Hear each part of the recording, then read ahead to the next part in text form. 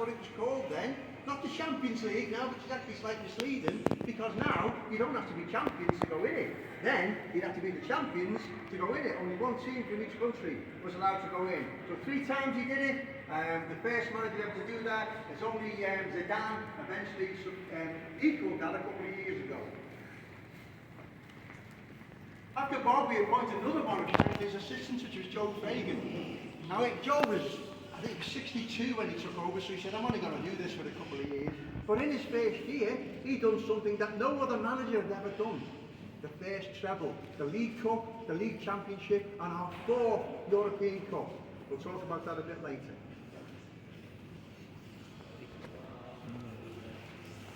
Kenny Dalglish, one of our great managers, didn't actually win the European Cup, but scored a goal in the European Cup final against FC Bruges at Wembley in 1978.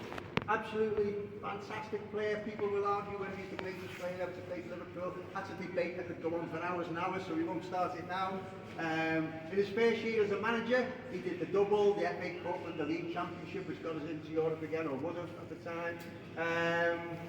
Fantastic.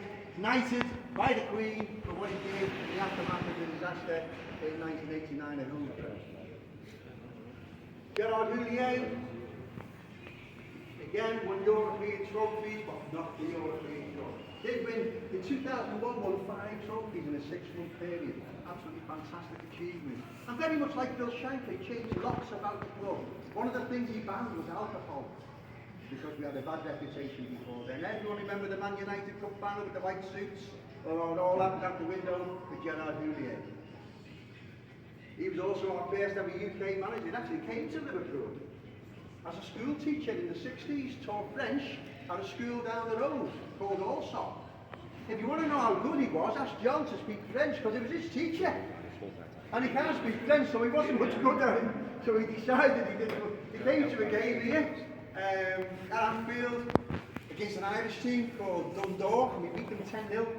And he decided from there on in, it wasn't the score, it was the atmosphere in the ground that decided that he wanted to be a coach in future. So he took his badges and became part of the French coaching team that won the World Cup. Our 5th European Cup arrived with Rafa Benitez as manager.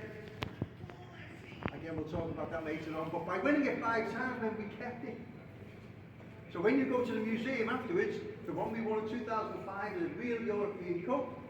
Only 5 clubs in Europe have actually got a real European Cup, either won it 5 times or 3 times consecutively.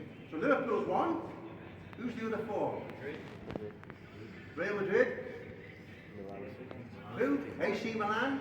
Bayern Munich. One more. Who? They won it 3 times. Ajax. Yes, correct. Okay, move on this way.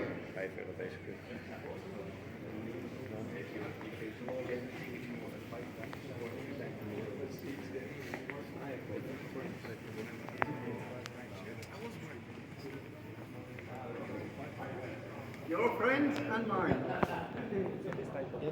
And then of course we got Jurgen Klopp.